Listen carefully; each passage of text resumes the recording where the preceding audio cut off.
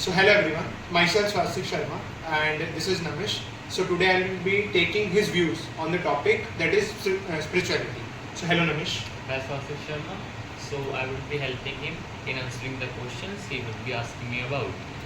So basically, first of all I want to ask you that we all say that we have to opt spirituality and real in our life so that we can make us a good person.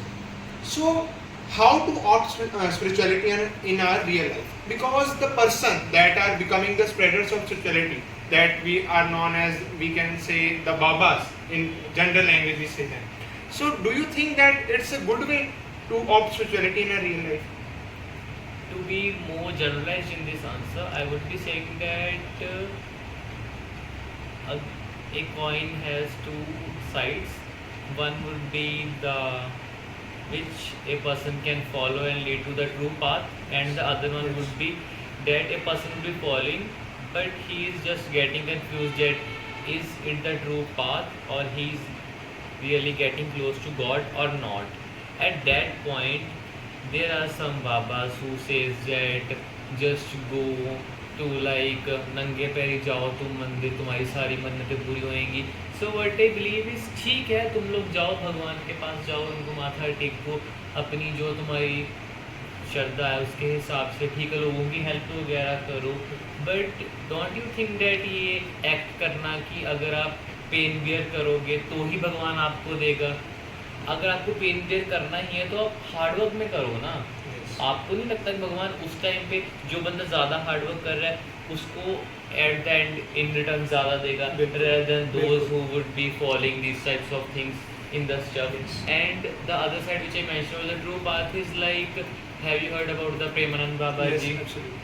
ठीक है, तो वो कहते हैं कि अगर आप लोगों की सहायता करते हैं, कई कहते हैं कि हाँ अपने आसपास के लोगों की सहायता करो, कई कहते हैं कि लाइक आप उनसे इसलिए सहायता करते हैं कि आपको पता होता है वो बाद में आपके काम भी आ सकते हैं. बट ये थिंकिंग जो लोग डेवलप कर रहे हैं ना आपकी, वो कहीं ना कहीं आपको अंदर ही अंदर खा रहे हैं.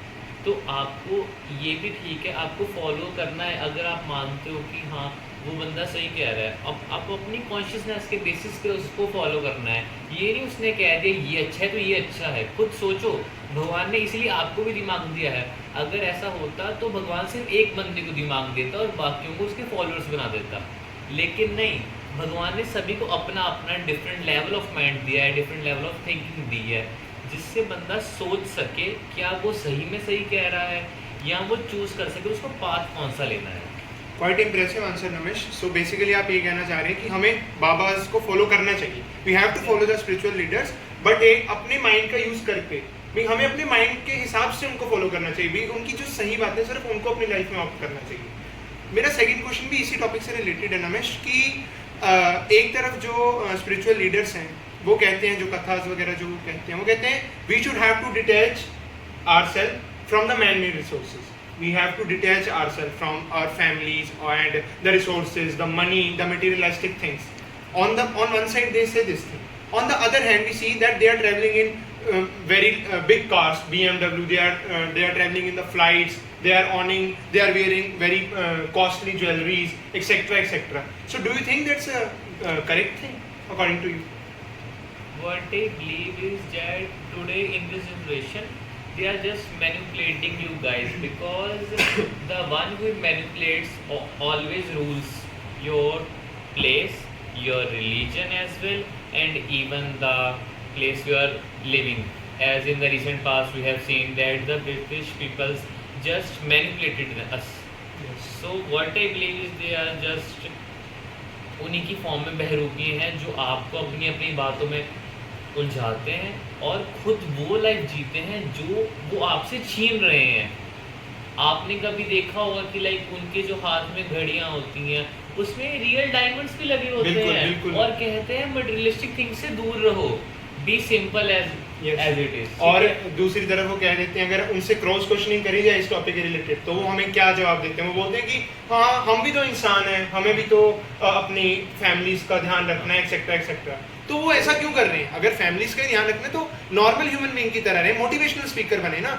फिर खुद को भगवान का वो क्यों बताते हैं भी हम बड़े मतलब भगवान की पूजा करते हैं, etcetera etcetera. So So what I can just say is, अगर हमने जैसे पहले मेंशन करा, अगर हम ऐसे ही उन बाबास की टीचिंग्स को फॉलो करते रहे और हमने डिस्क्रिमिनेट ना करा कि भगवान की टीचिंग में और उनकी दी हुई टीचिंग में क्या फ़र्क है, तो हम धीरे धीरे उस दलदल में धंसते जाएंगे. Nice question, nice answer, Ramesh. So at last, I would like to end the interview with this question: which thing is more important, introspection or following a spiritual leader, according to you?